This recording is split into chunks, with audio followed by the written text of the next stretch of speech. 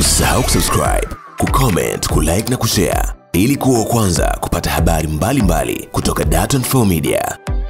Nani anaruhusiwa kukopa mkopo huu? Ni wale wote ambao wawekezaji waliowekeza katika hati fungani mbalimbali ambazo zinatambulika, kwa maana zinatambulika na Dar es Salaam Stock Exchange, lakini pia zinatambulika na zile unit fund ya maana zilizokuwa registered na CMSA.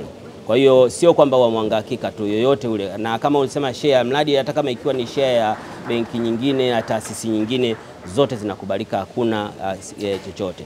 Kwenye swala la riba, kwa kweli niseme tu kwamba riba ni nafuu sana, kwa sababu tunatambua hawa waliowekeza kwenye hati fungani wamewekeza pia wanapata kipato fulani. Kwa hiyo na sisi siwezi kusema kama ni nini, lakini ni nafuu sana. Tunawakaribisha wote, kwa kweli ni riba nafuu sana kulingana hata na riba ya mikopo mingine ambayo tumekuwa nazo. Kuna utofauti mkubwa sana wa riba ya flat na pamoja na reducing balance. Reducing balance always inarudi kwenye single digit iwapo ukikalculate, kwa sababu hakuna ambayo unaweza calculate reducing balance ya Kitanzania sasa hivi ukaikuta iko kwenye double digit.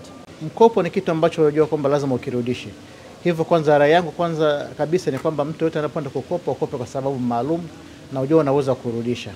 Na uzuri wa bidhaa mpya ambayo imekuja ni mkopo ambao unakuwa na dhamana, hivyo mwekezaji anakuwa hana wasiwasi kwa sababu anajua kwamba dhamana yake bado iko kule salama, na pia atakapopata ile kutoka kwenye vyanzo vingine anaweza kurudisha. Na faida yake kwenye uchumi wa nchi kwamba kwanza inaongeza ujumuishaji kiuchumi kwa wananchi wengi zaidi. Na mimi kama ni mwekezaji katika soko la hisa, ni njia moja ya kuwekeza.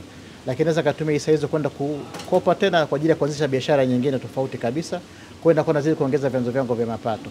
And more so, the banking industry is moving towards the path of innovation coupled with digitalization. And Mwanga Hakika Bank doesn't want to be left behind in this race. The digital revolution is dramatically changing the business environment, and financial services industry is no exception.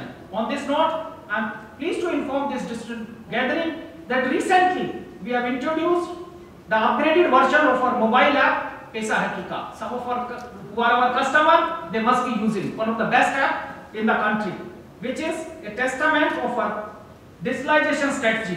Being a small bank, as we have said, the youngest commercial bank in the country. Being a small bank, we have already set up an exclusively department which we are calling Department of Innovation. Usisahau kusubscribe, kucomment, kulike na kushare ili kuwa wa kwanza kupata habari mbalimbali kutoka Dar24 Media.